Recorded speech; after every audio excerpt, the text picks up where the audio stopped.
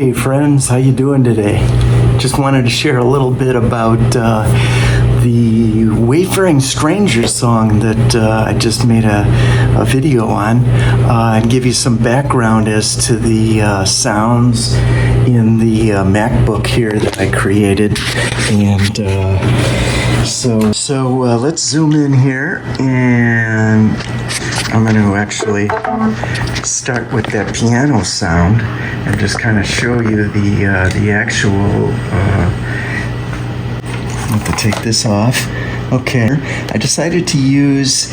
You guys are probably going to wonder, why didn't I use Eddie Degarmo's chorus instead of which he had in the 80s? We all loved the chorus made by several companies. Roland was probably the big one.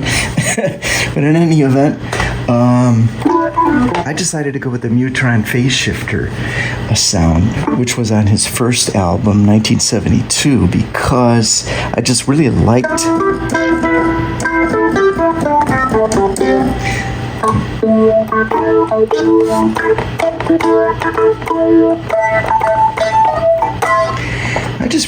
the original I had a Mutron back in the day, in the 70s. So anyway, here's how you actually program that.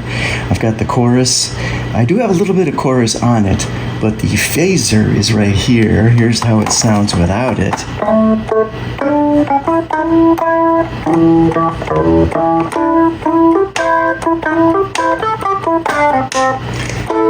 So that's how it is without it, and it's giving that wah-wah. It's kind of a wah-wah sound on it. So, and I've got a little bit of drive, you can see, equalizing, a little bit of bass boost. So that's what really is making this sound so fantastic. Close that. And let me just back it off just a little bit. So that's the Wayfaring Stranger sound. Now I'm also using the, what you can see right here, the Sunday Sounds Mainstage setup. And then this here is my forward button that actually moves the sound, the patch, forward one. So let's just turn this off, and I'll hit the button, and then you'll see how it changes. And that's what I put in the video when I put it on full screen here. Is we've got Wayfaring Stranger electric piano, Wayfaring Stranger organ, Wayfaring Stranger strings, and then there's the string ensemble, and the organ, which is on the Hammond, and there's the level, and then the Wayfaring Stranger piano. So I've got that, and then we forward it here. We go to the organ sound, and then if we grab this one back, you know what we can do. And then I've got the Leslie. And what are we talking about when we see the Leslie? See, I've got it over here, and then we slow it down. Well, that's actually, and I'll show you the actual patch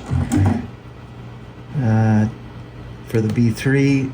Fortunately, it's still coming up. Okay, and there's the B3. Let's open it a little bit bigger. You can see the Leslie is turning. See, it's spinning. That is the rotary speaker that was made back in the 70s and 80s, and it's still out there today, but not as popular because now you can synthesize it. So I'm using that, and then also the Sunday keys, this button right here, which will also change the Leslie speed. And but what I really wanted to show you was the morphing of the drawbars. So when I turn this knob right here, it actually changes the drawbars, and I can morph them. What does that mean, morph?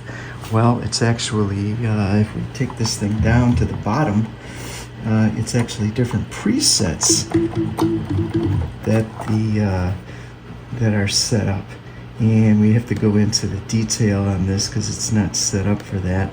But these are the different drawbar presets that are set up, which are actually correspond to, since it's right here, and the Hammond. And you probably wonder, why am I not using the Hammond for that video? Why didn't I use my Hammond XK5?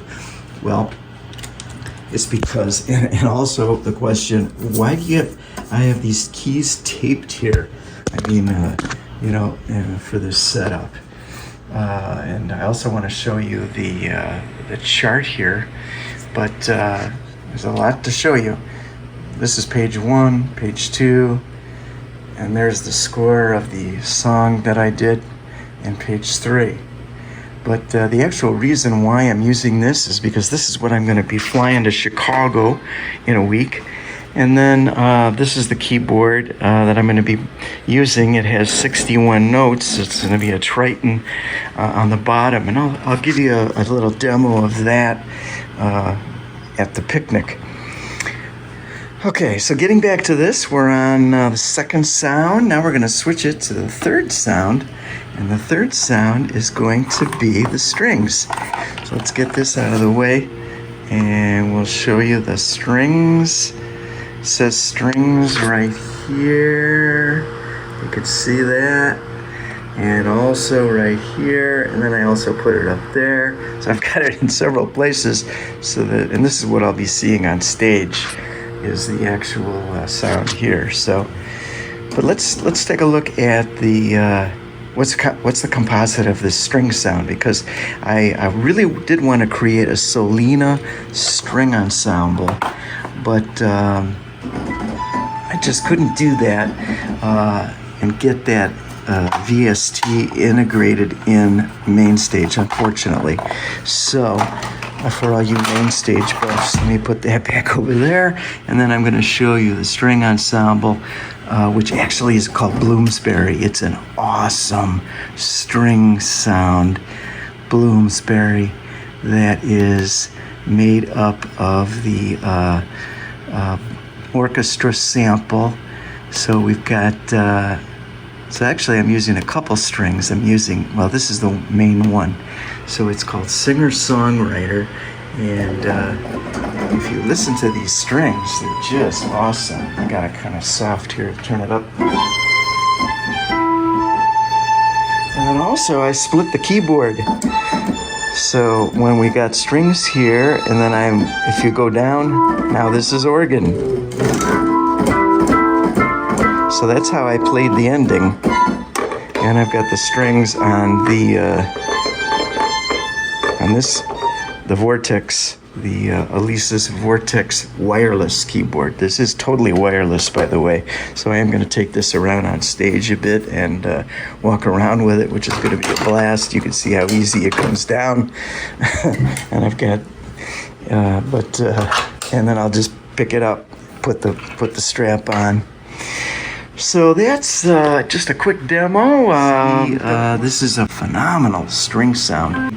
And ES2 strings.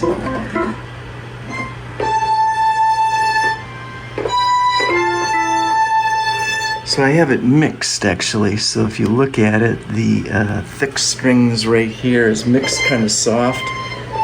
And then also I've got Bloomsbury that's louder in the mix on this.